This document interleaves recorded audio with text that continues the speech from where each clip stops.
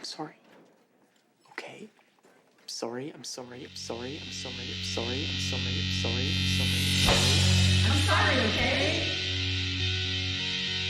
Hey, you. Welcome back to I'm Sorry, Okay? A podcast where we are watching so much Degrassi. I'm Mary here with Paul and LD. This week we watched Season 2, Episode 4 of Degrassi Junior High, Dinner and a Show. This episode was written by Jan Moore, directed by John Bertram, and originally aired on January 25th, 1988. In this episode, tensions run high as Shane and Spike and their parents meet to discuss Spike's pregnancy. And Yick is crestfallen when Melanie breaks their date. Absolutely love the use of crestfallen. Extremely accurate. Although she doesn't, I guess she does technically break their date. Although I would say she more so bails on their date. She bails and she lies. Yes. Breaking the date kind of sounds more like she just canceled. Exactly. But after this episode, it's going to be Melanie that's canceled. Oh. All right. So before we cancel Melanie, we start the episode at Shane's house. Shane gets home from school and overhears his dad on the phone with one of his brothers. His dad tells his brother that they're very upset about Shane. It's such a mess getting that girl pregnant.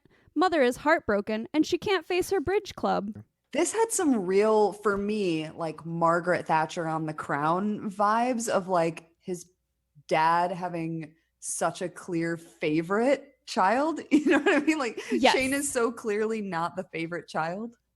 Oh, because his dad is also congratulating his brother on a well-deserved promotion. Yeah, whatever, dude. And his dad also says that they're going to send Shane to private school, even though he's stubborn and he doesn't want to go. And this is the same private school where his brothers both attended.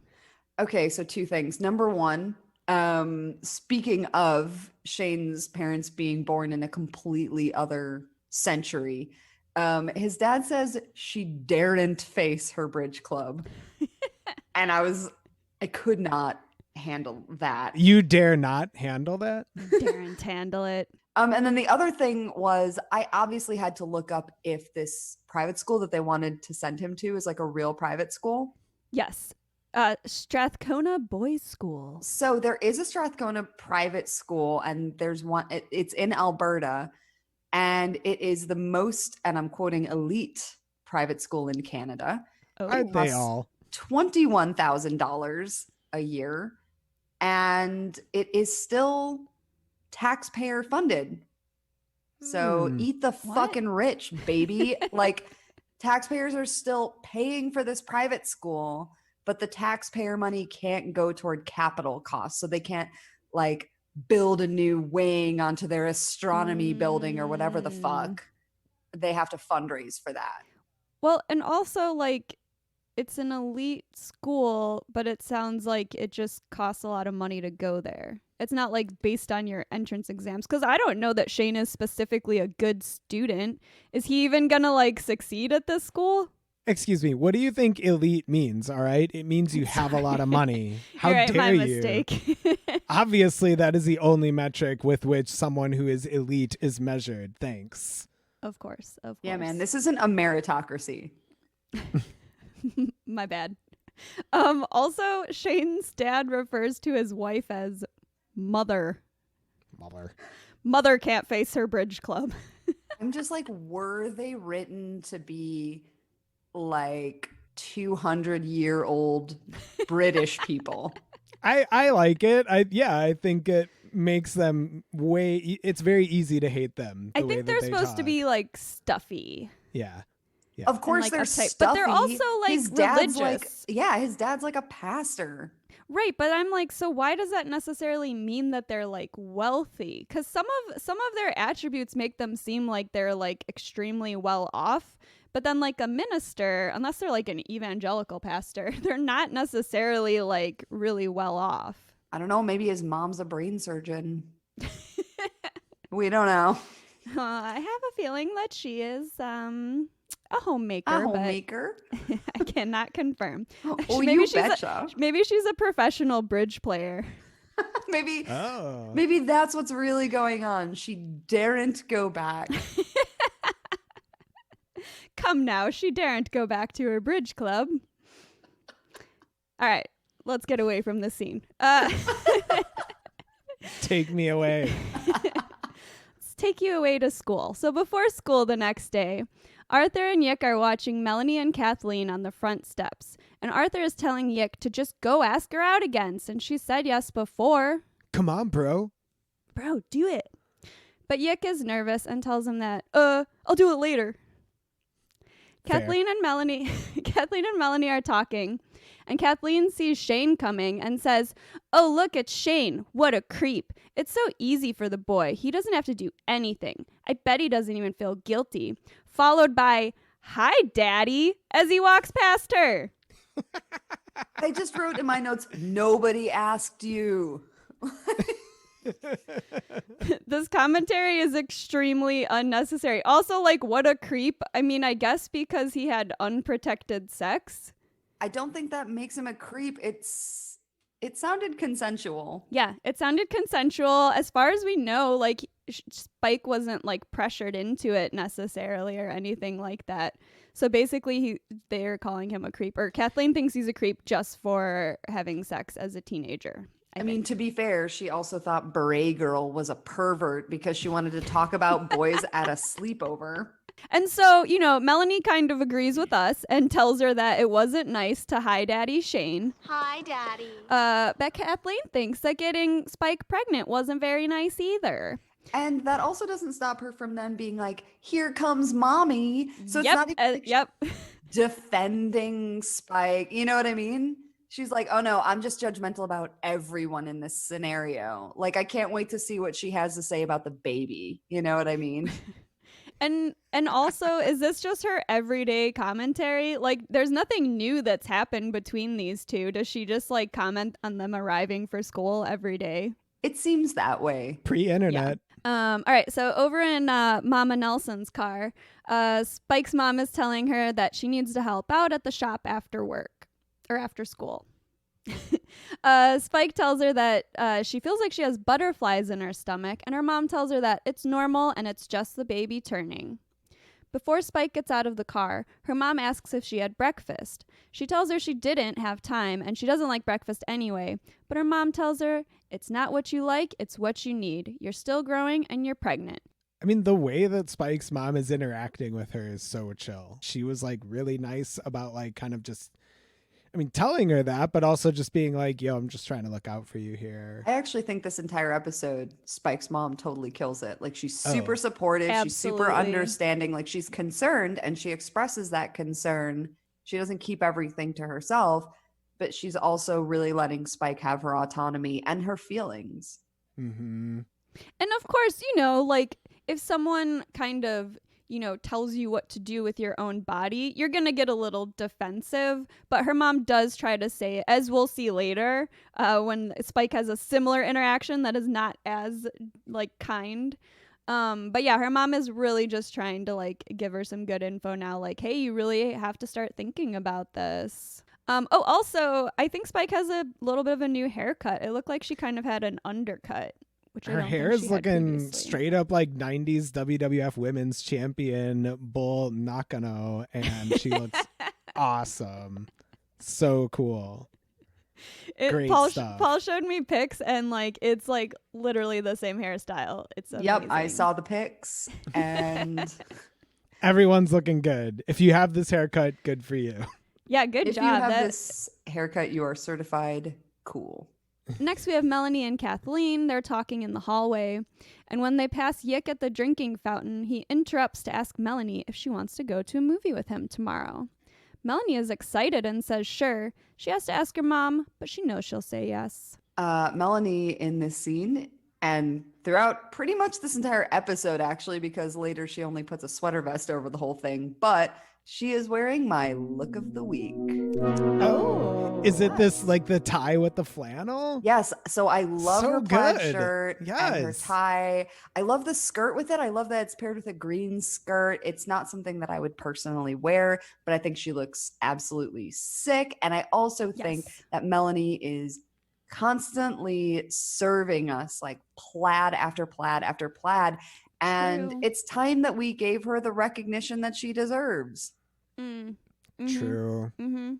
Because she have another plaid and tie combo later on in the episode. So she's got like multiple looks going on. Really, I think if you look at the early scenes and then the later scenes, I think she does literally just put a red sweater vest over this. But in previous episodes, she has had a different plaid and tie combo.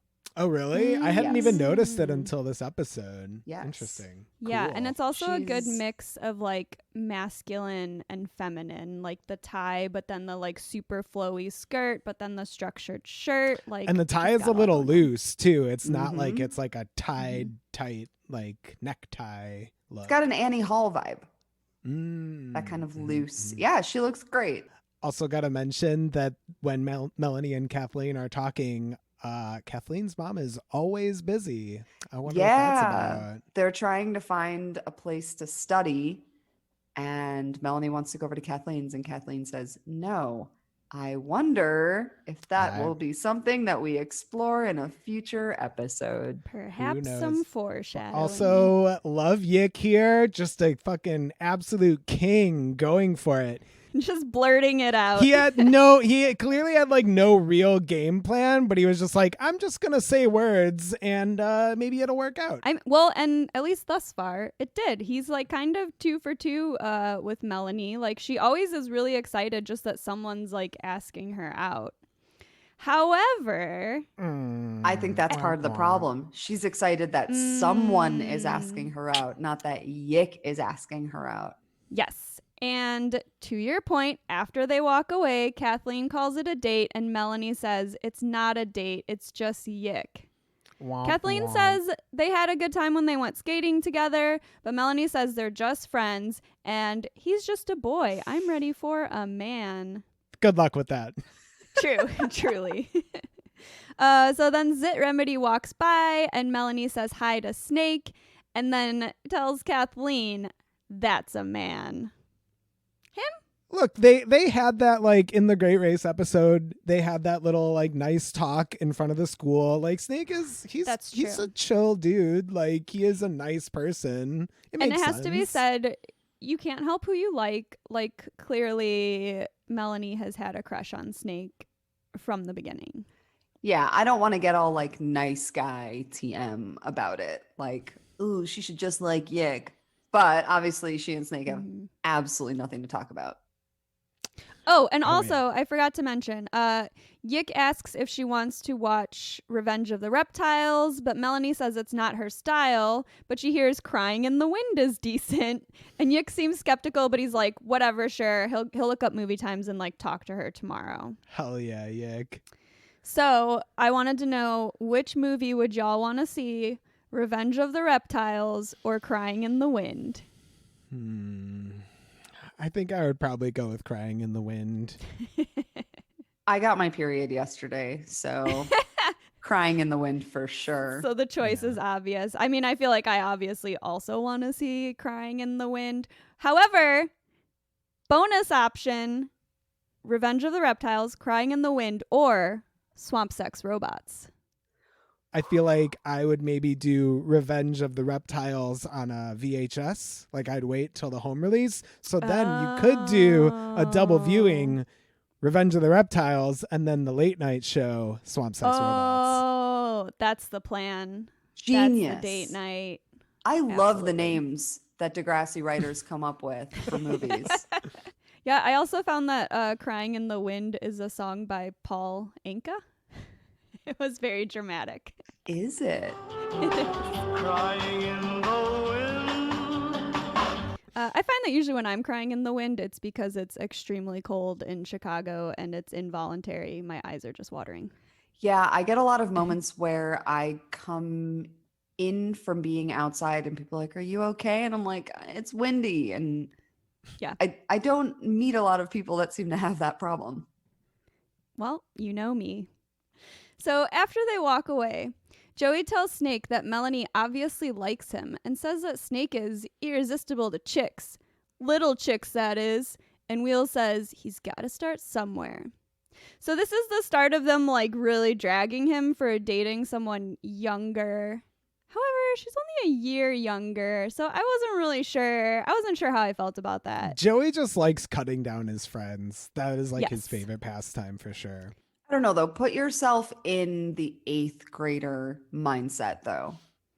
I think that's where Wheels is coming from. Are you saying because it is like a little bit of an age difference at that age? Yeah, the difference Yeah. between a 7th grader and an 8th grader Sure. feels like huge. It That an feels like eternity.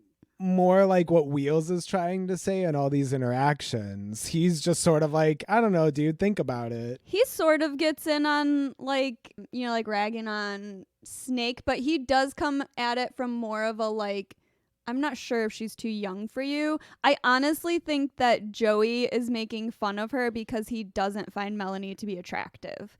Like when we start, Yeah. and actually, well, let me move on to the next thing he says, because then Joey starts making fun of Melanie for having braces, sarcastically calling her hot. But Snake says he actually kind of likes her and he thinks she has a nice smile. So like Joey's just kind of like, I think he just like is making fun of him because he doesn't think Melanie's hot. Yeah, because if the issue was her braces, he would have been making fun of Shane because Shane slept with Spike when Spike had braces. Right. Exactly. And Lucy also had braces. Yeah. Look, people have braces. Just get over it. Yeah, some of us had braces more than once. Or late into our teens. Yeah. Some of us broke our retainers and then didn't get a new one. And now our teeth are a little bit crooked again. Who are we talking about again? Wheels, as we've been saying, like Wheels thinks that Melanie's kind of too young too. And Joey says Snake could ask her out and they could play skip rope or something. Haha, that's kind of funny. But then they run into Liz and Joey says hi, but she just kind of shakes her head and walks away. She is continuing that time-honored tradition of Degrassi grudges, and The Vula Oh Grudge. yeah. I love it. We love to see a grudge. Wheels asks Joey what he did to her anyway, and Snake says, didn't you want to play skip rope? But Joey says, no jokes about Liz. Oh, so he can dish it out. Exactly, but he can't take it. And also, so he has not told anyone about what actually happened, and it sounds like Liz hasn't really told anyone either. Fair. And even though we see her briefly, Liz is wearing like an honorable mention look of the week, but not my official look of the week. She's just got on like an orange and blue striped shirt with like leggings and like a mini skirt and like just looks like super cool and like kind of goth. And I was like, yes. I this look. loved that t-shirt. I Yeah. want that exact t-shirt for myself. Me too. So Shane finds Spike at her locker and tells her that his dad wants Spike and her mom to come over for dinner tomorrow. Spike doesn't think that meeting them will change anything. Shane is kind of annoyed because Spike wanted him to tell his parents about the pregnancy, so of course they want to meet her and her mom now. And he asks her to just please, like, ask her mom. I actually think he's being pretty reasonable here. And the Yes. dad is being kind of like, it's a cool move on the dad's part to be like, well, okay, let's just like all talk about this together. Like at base level, that's what's going on. His dad's more like, why don't we all get together so I can tell you what to do with your kid? Exactly. And Spike here, you know, she tells him it's a waste of time because her mom will just say no like the other times his dad invited them over. But as we will learn, that's not exactly how that went down. Oh, and also I wanted to note Spike has like a little cartoon drawing of herself in her locker, like kind of like the kind you would get from like a county fair. I am not going to lie. I thought that was Billy Idol. Okay, yeah, it doesn't necessarily look like her face, but like from the hair, I'm pretty sure it's supposed to be her. But I was also like, this looks like a much older person. I would like people to weigh in on this. Yeah, we will share it on Instagram. Please let us know who you saw in this cartoon drawing. It's like the ultimate Rorschach test. So then Yick finds Arthur and tells him that he asked Melanie out to the movies, and Arthur assumes that they're going to see Revenge of the Reptiles, but Yick tells him that they're actually going to see Crying in the Wind, and Arthur is disgusted that they would see a love story. He's such a little incel. Seriously. He totally is. Like, he's shocked that, like, someone would want to see a different movie. Like, come on, dude. He's just on like, a date. "Yuck, that's a love story." And it's just like, yeah, you're going on a date with someone you like, Exactly. and that's the movie they want to see. That's what you do. That's a winning attitude. Yeah, and, you know, and Yick says he doesn't care which dumb movie they see because obviously he's just in it for the date. All right, so then we all have to sit through Raditch reading out loud to the class before the bell rings. Joey's like he's got a little like rock star dream illustration going, which I really Oh yeah, enjoy. he's just doodling. He is absolutely not paying attention. So Joey asks Wheels and Snake if they want to play video games after school, but Wheels has to go to a tutoring session with Miss Avery. So Joey asks Snake if he's coming over, but Snake says there's something he wants to do, so he'll see him tomorrow. I mean, obviously no one wants to hang out with Joey. That's what's going on here. Well, yeah, and Joey's like kind of mad, and it's like, dude, all you do is like trash your friends. Why would they want to hang out with you? I really like the consistency that Wheels is still going to tutoring, because I Mhm. feel like if this were a show now, they might talk about it once. He might go to tutoring or might show tutoring once, and maybe he talks about it again. But, you know, I like that they keep bringing it up because it shows that he's still doing it and, you know, he's trying to make progress. It's like a meaningful storyline. It's not just a throwaway, like, one-off episode kind of situation. So as Liz and Spike are leaving class, Liz asks if Spike wants to hang out, but she has to go help her mom, and then she has her counseling course. So Liz tells her to skip it for once, but Spike says it actually helps a lot, and maybe they can hang out over the weekend. Sure. Yeah, all right. Okay. Sure. Shane stays behind too and asks Spike again if she'll talk to her mom about dinner. She gets annoyed and says she'll talk to her mom and to leave her alone. After she leaves, Shane slams his bag on the desk, and BLT asks if he's okay before leaving him there alone. I put in my notes, Shane is extreme Bernie Sanders voice, once again asking if Spike will talk to her mom. Yeah, I think this is where we start to see Shane get like really frustrated. Like he's trying to do what everyone wants at this point, but they're all still just getting really mad at him. True. I kept going back and forth between feeling like really sympathetic and like feeling really bad for Shane, and then he would just say something really dumb and I would be kind of mad at him again. But I think he really just like can't figure out how he's feeling because there's so much like pressure coming at him from all these different like places, different people, like different expectations, and no one ever really asks him what he thinks or what he wants. So I think he's like struggling to like actually figure that out for himself. I mean, he kind of blew it because like Spike could be like an ally in this situation, but he absolutely like burned her like from the get-go. So like, why would she trust him? And every time she opens up to him, he just says something like really dumb to her. But I mean, you can see though, when we get these little glimpses into his family life, that he doesn't have parents who are supportive or warm or probably talking about feelings at all. You know what I mean? Like, so you can kind of see where this comes from. Right. Yeah. I mean, he didn't have the kind of relationship with his parents where he could tell them for quite some time. Whereas, you know, Spike's mom drove her to the doctor to take her pregnancy test. There's a huge difference between these two households. Yeah.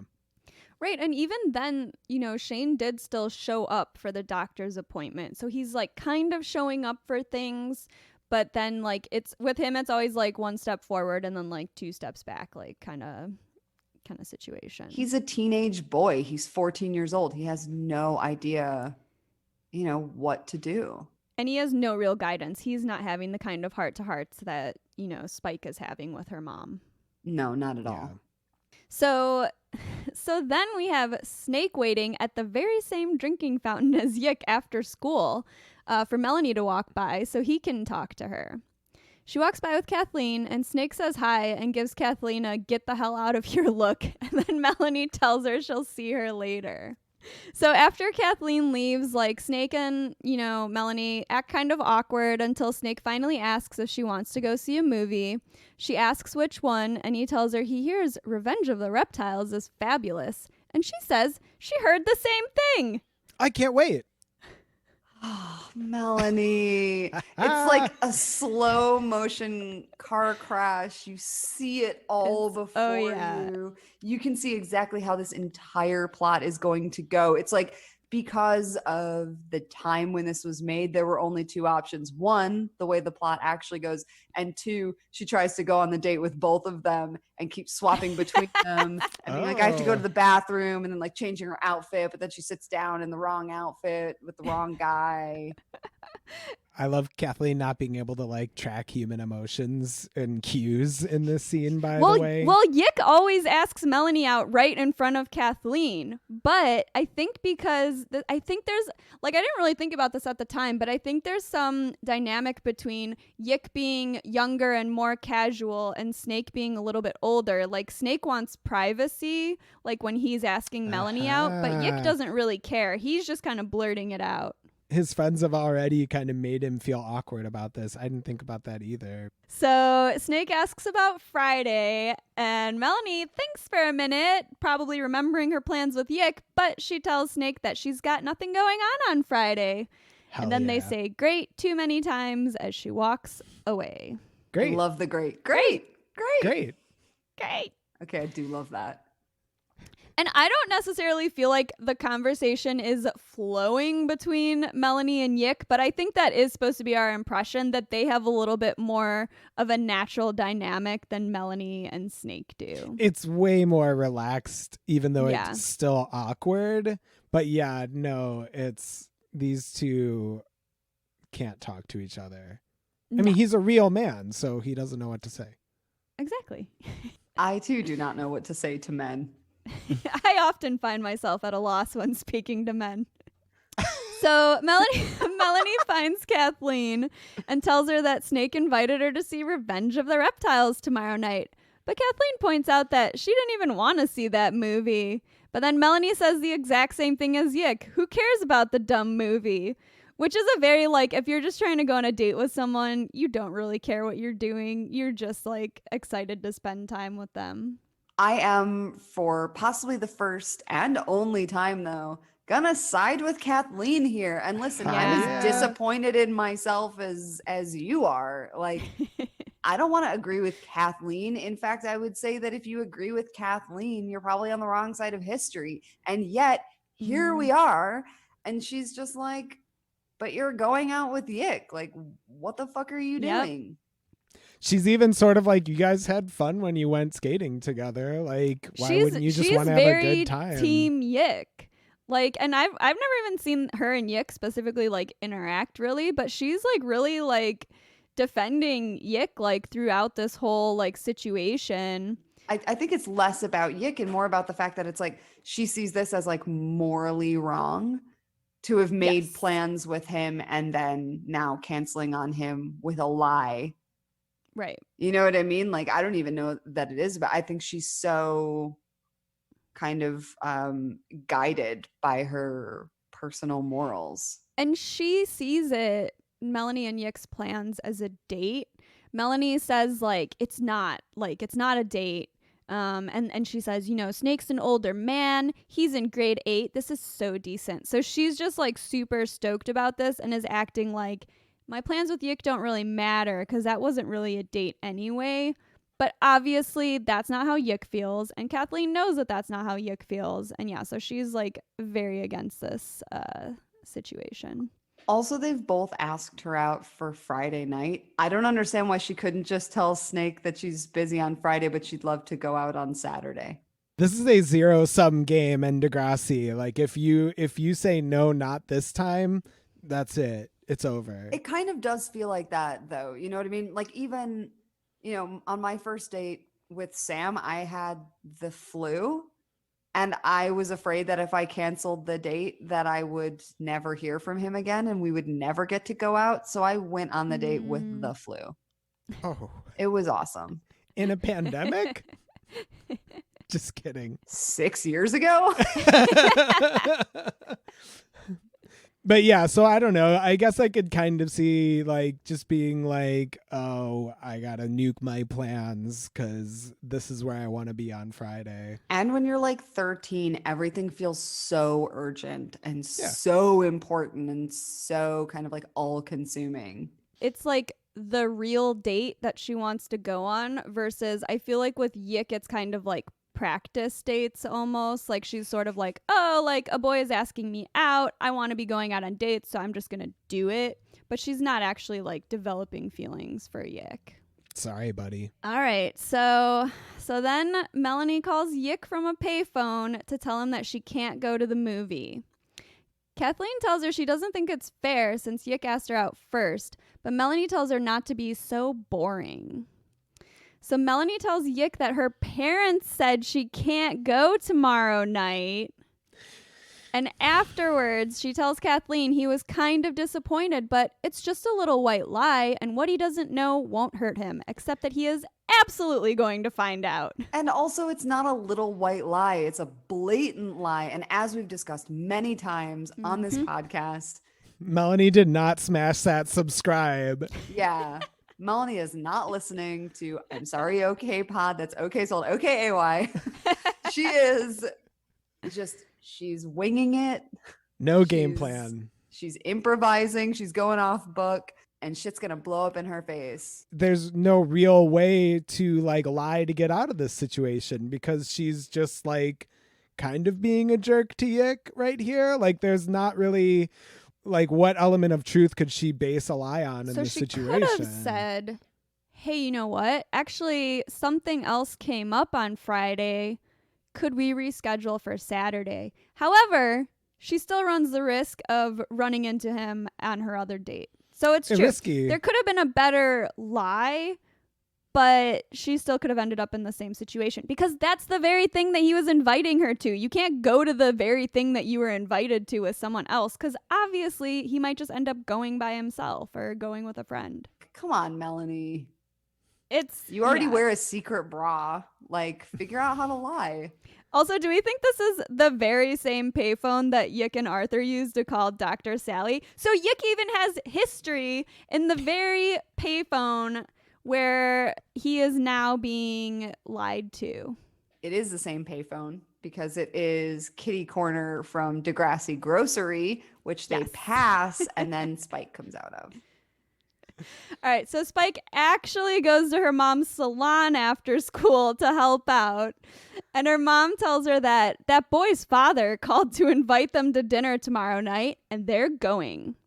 I love that her mom does not call him by name. He's just she always calls him that boy or the boy. I think she also referred to him that way when they went to the doctor's appointment. So Spike is upset that her mom agreed because she thinks it will be embarrassing, and she's already got plans to go out with Liz. But her mom thinks that the dinner is more important.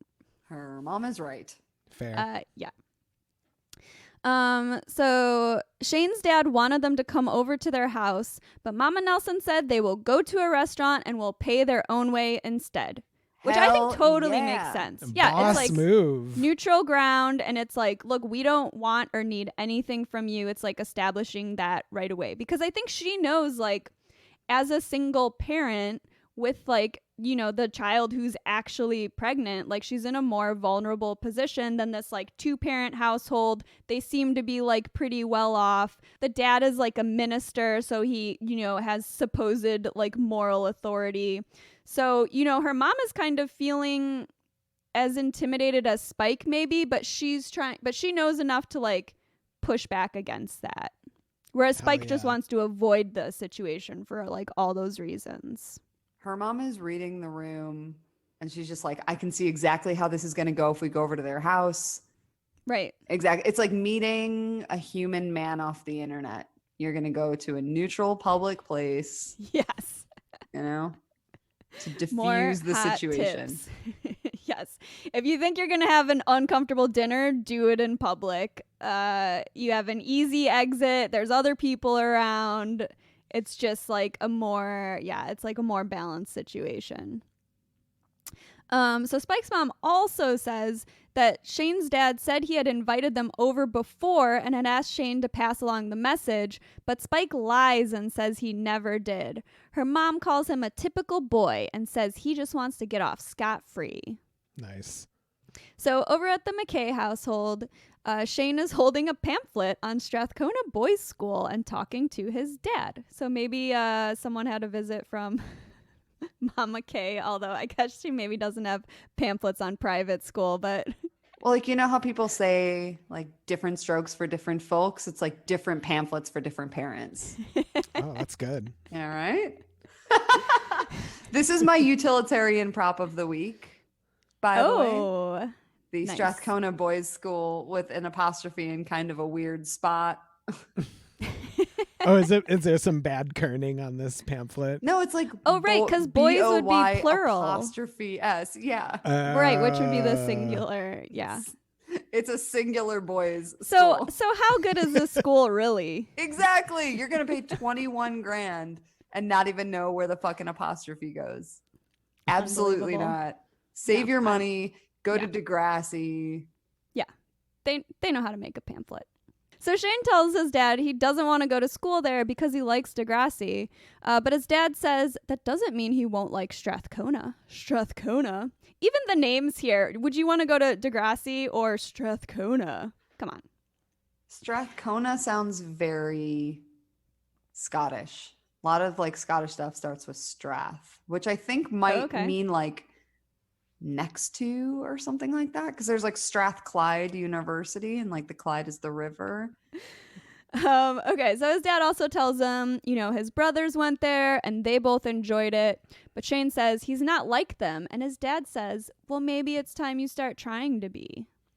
Ugh. Very No. sassy. No. Mm-mm. Maybe you should parent your children individually instead of competing them with one another. Yes, exactly, Wow. Paul. Ooh, look whose child development degree is jumping out.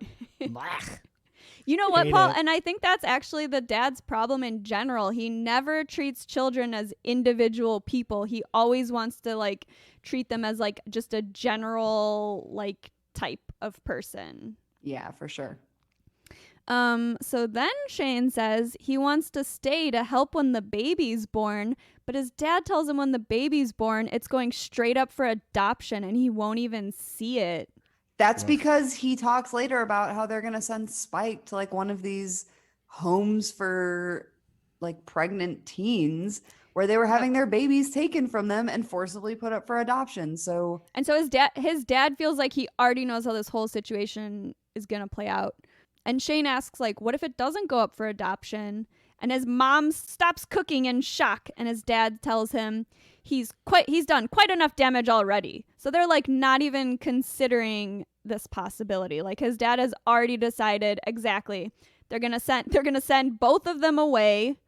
They're not even gonna like, get to see the baby like after it's born. And I think this is really weird for his dad to be acting like it's ridiculous for him to have any kind of feelings towards his own baby, who is also his father's grandson.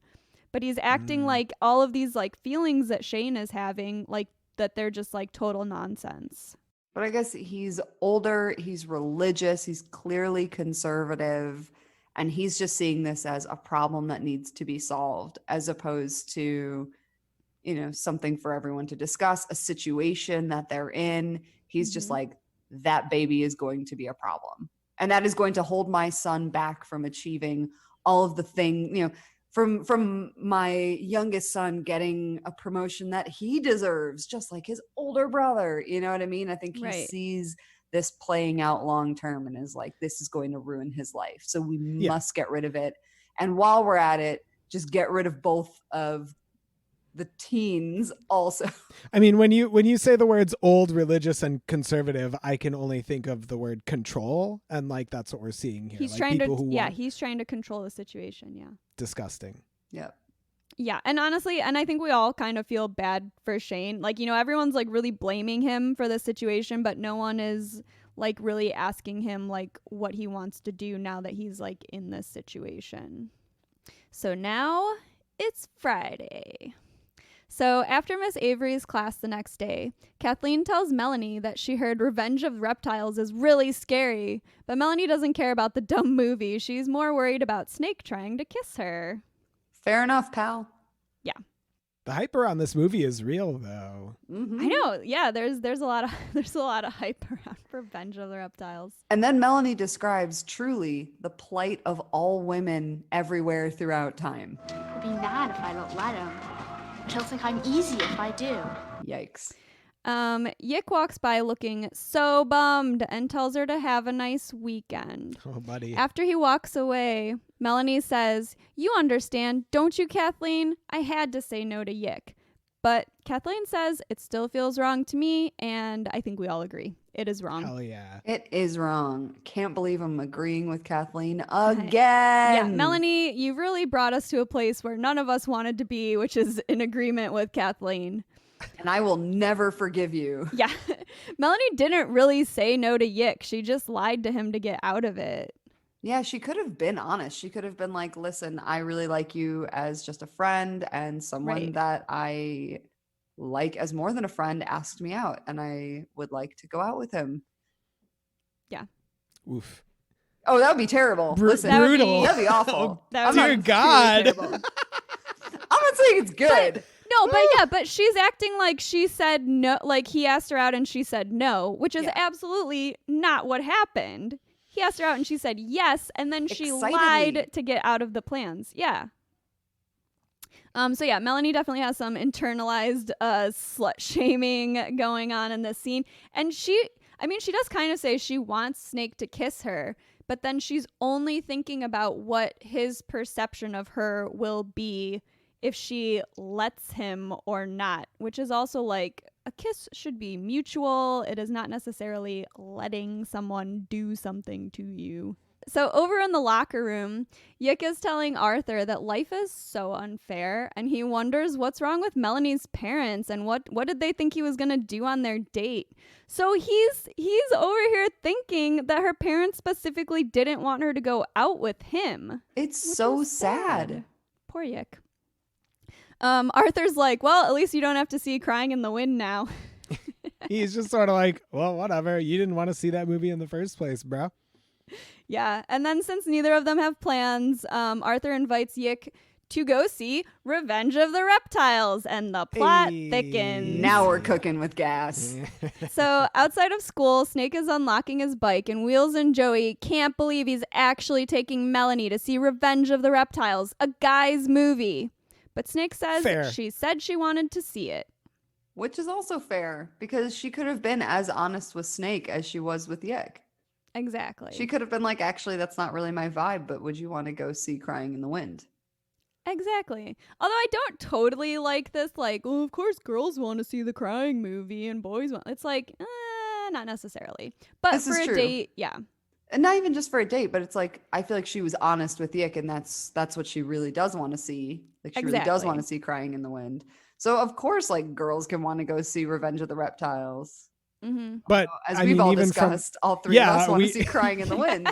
yeah, we are unified in our love for But we Crying in the also have a Wind. Degrassi podcast, so of course we want to see Crying in the Wind. We've got so many feelings. Okay, so and then Joey says he knows Snake is desperate, but couldn't he wait to find someone his own age? So rude. Snake says she's only a grade younger, but then Wheels says it's still cradle snatching. Snake thinks they're just jealous. Jealous?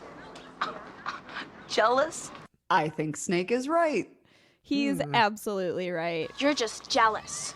And then they tell Snake that they're gonna go play video games. What are you guys doing tonight? We're gonna go play video games. Right. But actually, they always play video games, so they decide they're also going to go see Revenge of the Reptiles. Throw a little bit kerosene on that fire. I do love that Snake just totally calls them out. Oh Because yeah. neither of them have truly been on a date. Wheels came close, but then he got a lecture about safe sex and a pamphlet. And Joey tried to go on a date, and all he got was Liz hating him. And all he got and- was and a kicked box out of of her condoms house. he can't use. Although, Well, as they we can make know, more water water bombs. balloons. Yeah. Exactly. Oh, we didn't get an I'm sorry okay, but we did get an I like her okay. That's true. That is close. Yeah, And we I also appreciated that. almost got a you're just jealous. You're just jealous. But it's not exactly, but I would still qualify it. As they're walking off, Wheels is in my look of the week. Oh yeah. Oh yes. Tell us about this look. This little light blue polo, but he's also got a white messenger bag. And then just the mullet and the glasses are really working for me in this scene. This with is actually outfit. like very Paul circa 2005. He looks great. That's true, actually. You're right. Yeah. Yeah. So Shane finds Spike after school. She's walking home from the corner store and drinking a pop. He asks if she's worried about the dinner, and he tells her not to worry. They won't let their parents push them around. Spike smiles, and then he asks if she ever thinks about keeping the baby, and then she stops smiling. He thinks it would be neat to have a little baby that loved you. Spike says she's a kid, not somebody's mother. And then Shane tells her that she shouldn't drink that stuff, referring to the pop, because it's bad for the baby. And she tells him to mind his own business. All right, so sorry, I kind of went through it all, but there's like a lot going on here. They're sort of like joking around together, and then it very quickly takes a turn. It's a weird scene. It ends with him saying, "It's my baby too." Yeah. He gives us an "It's my baby too," and I'm just like, "Is it? You've Yeah, done bro. literally nothing so far." I feel like he has a right to say that in terms of, what happens with the baby going forward, not in terms of telling Spike what she can and can't do while she's pregnant. Yeah. It just feels like this scene, it does a good job of showing that like Shane is probably kind of full of shit like this whole time. Cause it feels like, when Kathleen is like dragging him and we're like, she has no reason to do that. Like she doesn't really know. But I feel like it just kind of reminds us that like he was like an asshole like this whole time. But then in this episode, we're just kind of seeing him like, it seems like he's trying to be like cool. But then it feels like his motivation is more like wanting to prove something more than like actually giving a shit about this situation or this child. Yeah, and he's almost doing the same thing as his dad, where he's trying to like soften her up, but it's because he wants her to do what he wants, which is that now he kind of wants to keep the baby. So like he's being nice to her, but it's like so that he can get what he wants like out of this situation. And also they had another conversation like earlier, I think in season 1 maybe, where they're sitting in the stairwell talking and they're kind of having a chill conversation, and then he starts saying something really judgmental about her like being pregnant. So he always kind of does this where you're sort of on his side, and then he's just talking to her in a way where it's like, don't tell pregnant women, like just stay out of their business. Don't tell them what to do with their bodies like while they're pregnant. Like it just don't do it. Yeah, fuck off, Shane. I feel like he just has, as we discussed, like he has so much pressure coming from so many different directions, and he just doesn't know what the right thing is. He doesn't know if adoption is the right thing, if them keeping it is the right thing. And I think, he's got no support coming from his family. He clearly has like no love coming from his family, and he's just like, well, why don't I keep this baby and have a baby who loves me, and I'll prove my parents wrong, and then I'll also have a relationship that goes right in my life. Right. But a child isn't an emotional bargaining chip. Of course, but like it's just Oh, incredibly boy. sad. I mean, he's 14 Right. years old. He doesn't know. He's so desperate for love that he's like, you know what? Maybe if I like totally blow up my life right now, at least someone will love me. Exactly. Woof. And I think that like he's just going through all the emotions right out loud And Spike is kind of the only person he probably feels like he can talk to about it. So it's almost like he's throwing everything he's got at her. He's like, well, why don't we just keep it? And wouldn't that be great? And also, while we're on the subject, maybe you should eat better and drink better because it's my baby too. And if we're going to keep the baby, then it needs to be healthy. And you know what I mean? Like, and I think like, yeah, you know, it's not a million miles off from like concern trolling, you know what I mean? But it's, you know, like when people comment on someone's picture and are just like, you know, I really think you should lose weight because this is bad for your health. You know what I mean? And it's like, well, this isn't really coming from a good place. But I think he just really is so confused and so lost. And I think the more we see from his parents, the more we understand how he got here. Because he obviously wasn't parented in the first place.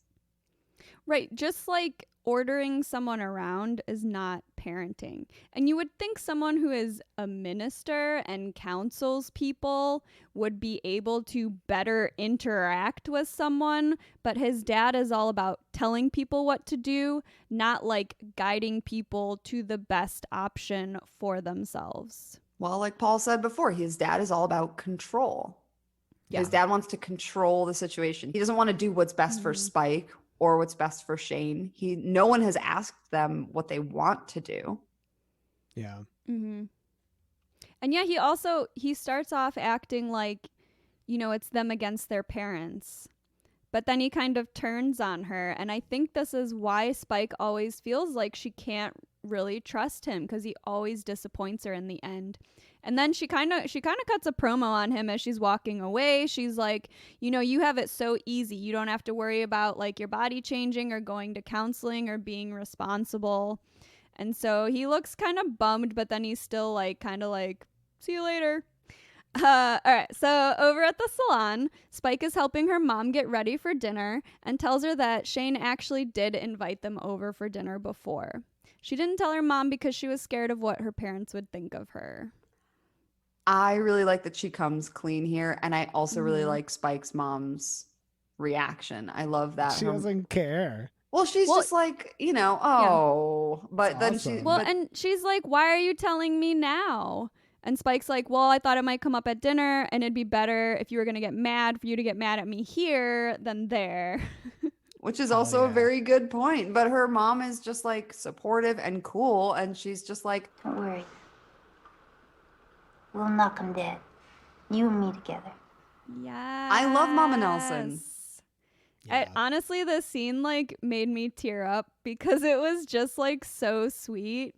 And you know, her mom knows how she feels because she was also a teenage mother, and she like doesn't want her to feel alone. She like wants her to know like it's not just you going through this, like we're going through this together. And I think that's exactly because Spike doesn't totally have like Shane's support. It's even more crucial that she does have her mom's support, because like pregnant women are just vulnerable. You're in like a really tough situation, and especially because Spike is going to need help. Like she's too young to really like do a lot of things like on her own, and so she's going to need support regardless of, you know, the decision that she makes. you know, and like you were saying earlier, like there's such a stark contrast between the way that Spike's mom is concerned about her and the way that Shane is concerned about her. And her mom is approaching things from a very supportive place. And when she says like, oh, you need to eat breakfast, she's not trying to control her, whereas it feels like Shane is. Yeah. Right. Yeah. And yeah, and the conversations, you know, between Spike and her mom and between Shane and his parents are very different. With Shane and his parents, it's very combative. And with Spike and her mom, they're actually talking through their feelings to get to like a better place of understanding. And they're hugging at the end. So like Shane's parents are, you know, just increasing the distance between them, while Spike's mom is trying to like bring her in closer. Shane has never been hugged. No. So to get a little lighter, Spike is wearing my look of the week. So we get a better view of it later at dinner, but she's wearing like, okay, a white t-shirt with a red screen print and then a red V-neck sweater, and then roughly black suspenders, and then a red and black checkered, like long kind of like A-line skirt. She does look so sick. She looks incredible. And like, this is why I couldn't give Liz my look of the week, because it's like, all right, a t-shirt and like mini skirt versus like the layers of thought that like Spike put into this like dinner outfit. And I just love that like you getting dressed up as a teen for like this kind of formal dinner, but like Spike puts on like her wildest but like also just really cool outfit. I just like love that she's dressed up but like in her way. I thought the exact same thing, and it reminded me of when I had to dress up when I was that age. And I remember when we talked about the big dance, and I was talking about how I had like bondage pants from Hot Topic. Like those were definitely my go-to like dress up look with like a black sweater or something. But it would be like a black V-neck sweater, and I'd have like an Alkaline Trio t-shirt underneath where just like a little bit of the logo would poke out. And then her mom is wearing, also she's like helping her mom like do her hair. It's so cute. I love it. I also think her mom looks so cute. I love her mom looks kind cute. of like she's like wearing her pearls dress. to dinner. Yes. She's got like a kind of like a modest like dress. But they look great together. And they walk out of the salon like with her mom, like with her arm around each other. And then when they like walk into dinner later, like her mom also has her arm. So she's literally holding Spike close. She's literally like comforting her, like kind of throughout this episode. But first, we've got to go to the movie theater. So we get to the movie theater and Snake asks Melanie where she wants to sit, and she likes the back, which is correct, but he likes the front, which makes no sense at all since he is so very tall. Very true. But Melanie, she then is like, sometimes I like the back and sometimes I like the front. That's just me, I guess. In my notes, I wrote, wow, just a quirky fact about Melanie. So random. So random that she just likes whatever Snake likes. To me, that felt like awkward date banter where you're like, this person is already an idiot, but okay. Yeah, well, and I feel like, we've all been there. Like, someone cute asks you how you feel about something, and you're like, I don't know. How do you feel about it? That's how I feel. Ah! I don't have a personality yet because I'm 13. So they find seats up front and start talking about popcorn. Sure. While Joey and Wheels enter the theater after them and sneak into the row behind them to prank them with toy dinosaurs and ruin their date because they have nothing better to do. I'm sorry, that is a Godzilla toy. Thank you. I'm sorry, that is a Godzilla action figure. Oh! I truly didn't care what it was. I was like, this is stupid. Get out of here. How dare you? It is super rude. They're like making like Godzilla noises in addition to this Godzilla thing. It's embarrassing. Over at Bridgeport Dinner Fair, Shane's mom doesn't understand why they had to go to a restaurant when she could have cooked a perfectly good meal at home. Lady's got a bad attitude. I wrote the exact same thing. I just wrote, Shane's ma already has a lousy attitude. Seriously. Yeah. Mother daren't go out to dinner because she would rather love to be at Bridge instead. Come now. Well, it's not Bridge, but it is Bridgeport. Hey. All right. I like when you find yourself funny. What's better? You are your biggest fan. It's true. So Spike and her mom arrive, and Shane and his dad stand up to greet them. Mother stays seated.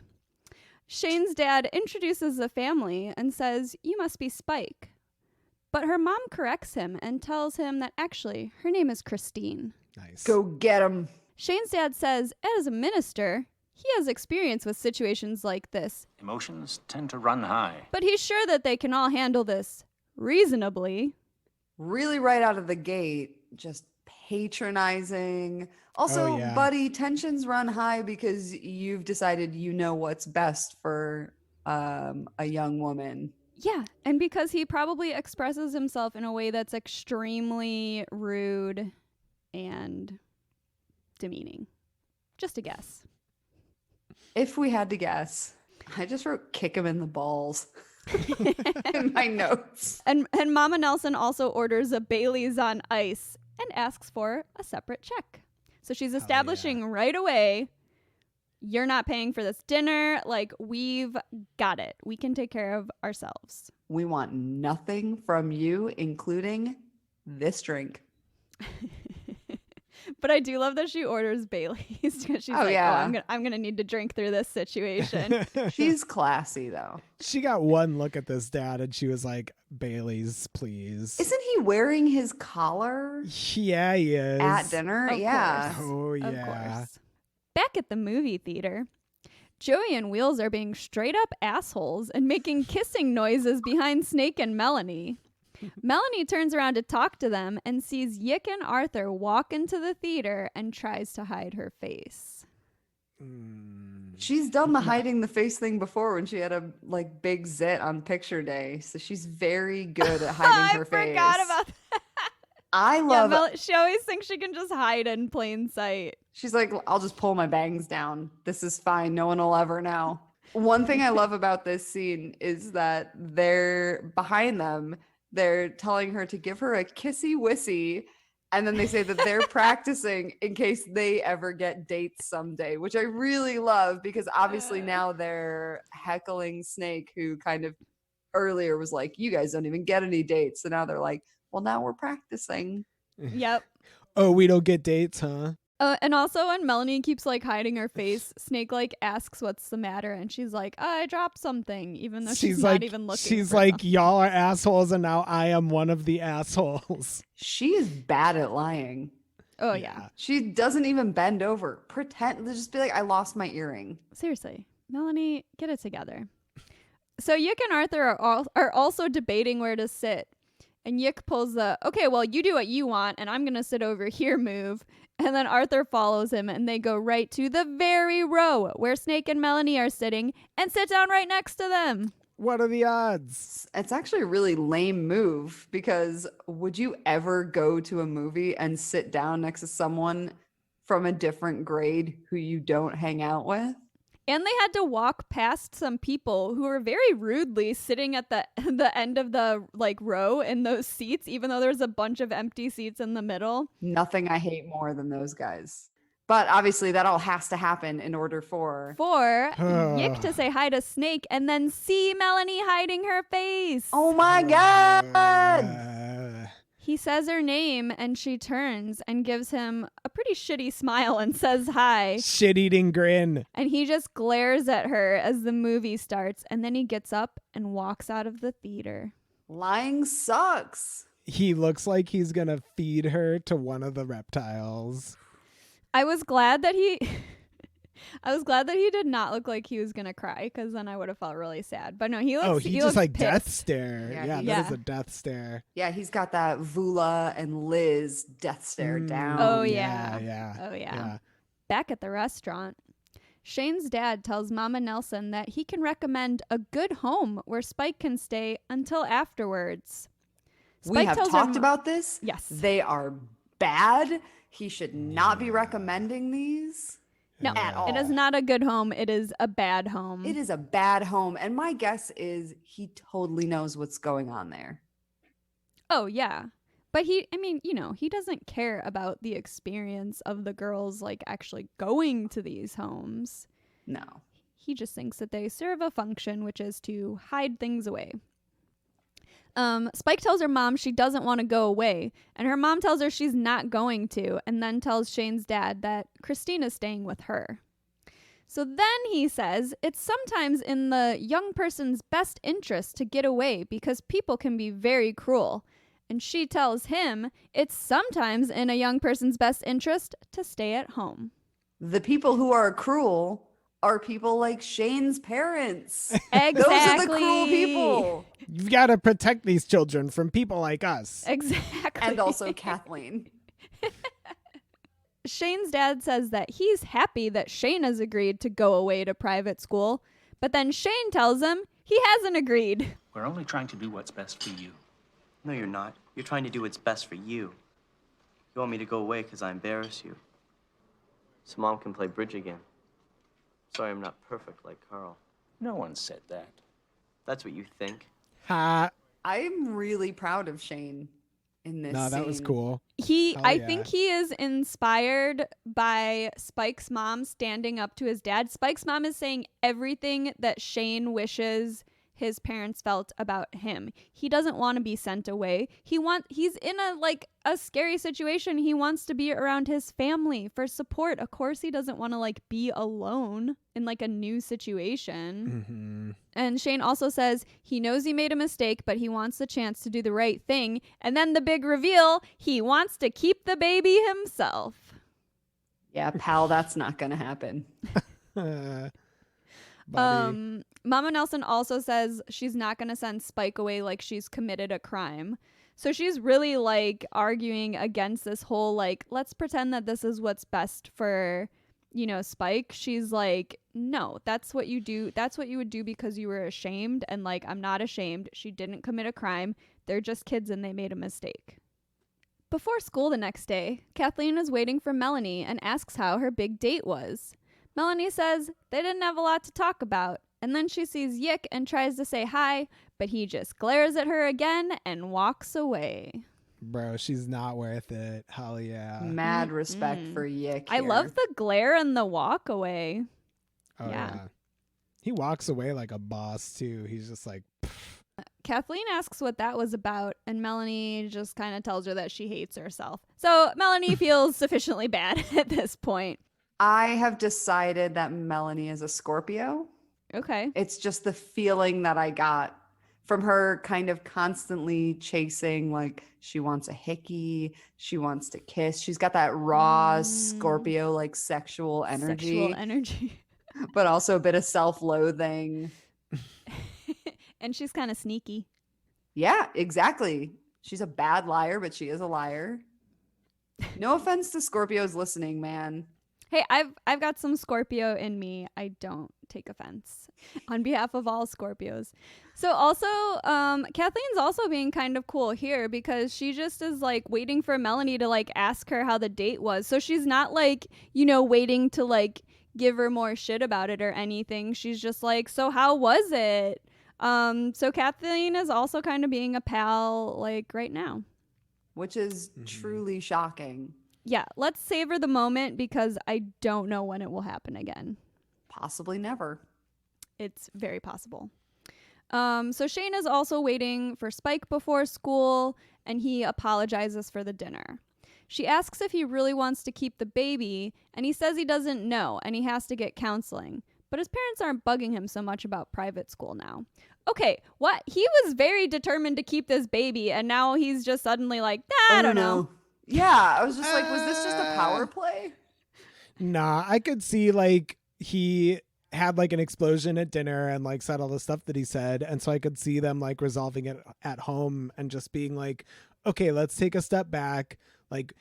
As we were saying earlier, it doesn't seem like he knows why he wants this kid. He just does. And so it's kind of too bad we didn't really get any of where this counseling situation came up because that's actually a kind of a reasonable call on whichever of his parents made it, that it's look, why don't you talk to somebody and figure out why you want to do this and if you actually want to do this or not. So I don't know. It's the smartest choice that you could make in that situation. Yeah, and Spike said that she's really benefited from her counseling group. I wonder if they'll give him an egg baby. Round 2. Egbert part 2. Egbert the second. Okay, so his parents still want him to go to private school, but he thinks that they'll listen to him now. And Shane tells her, it's not as easy being the guy as people think. And we end on a freeze frame of them together. Can't relate.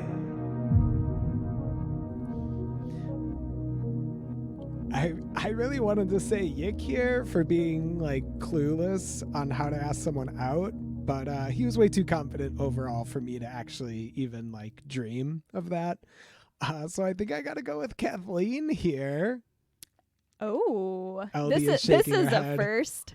You listen. I was just You know how much it pains me to say this, but I like deep in my soul.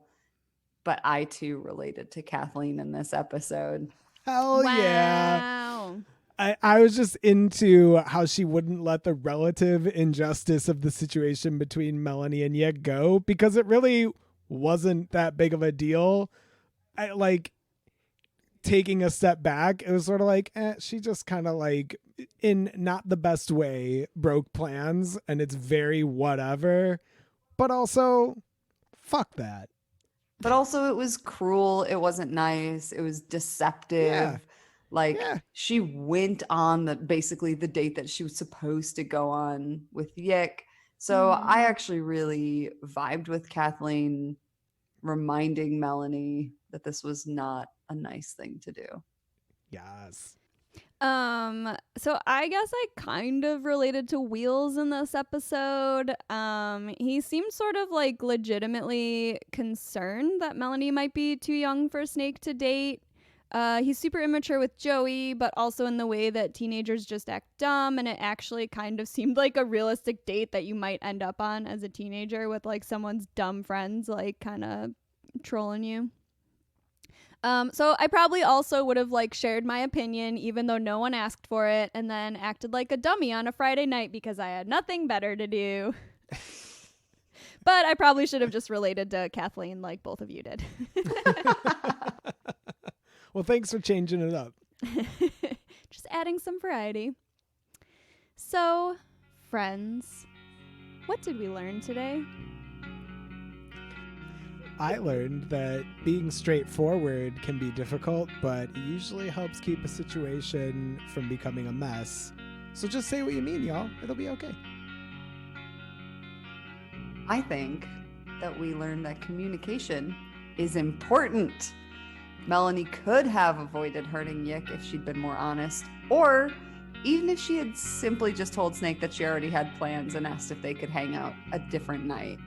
Shane learned that speaking up for himself will earn him at least a sliver of respect with his parents.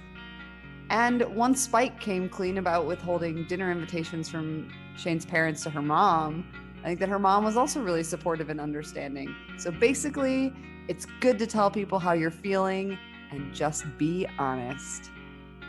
You and I are like this, and I'm doing a little thing with my Yes, thing. we're so much like Yeah. this. We're like this. It's that Enneagram 4, baby. Hell yeah.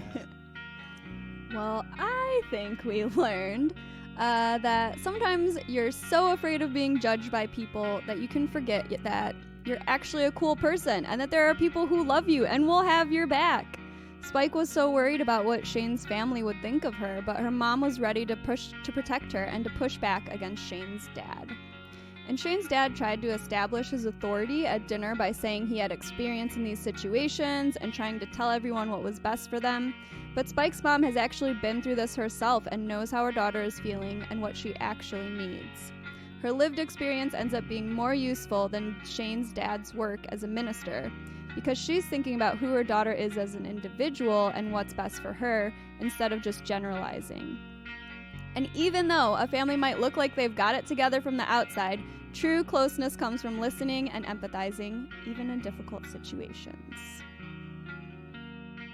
You can listen to I'm Sorry, Okay, a Degrassi podcast on Acast, Spotify, Stitcher, or wherever you listen to podcasts. And if you enjoy what we're doing here at I'm Sorry, Okay, be sure to give us a rating and a review on Apple Podcasts. You can follow us on social media at I'm Sorry Okay Pod, OK is spelled O-K-A-Y, and email us at I'mSorryOkPod@gmail.com. That's it for Dinner and a Show. Next week we'll be watching Stage Fright.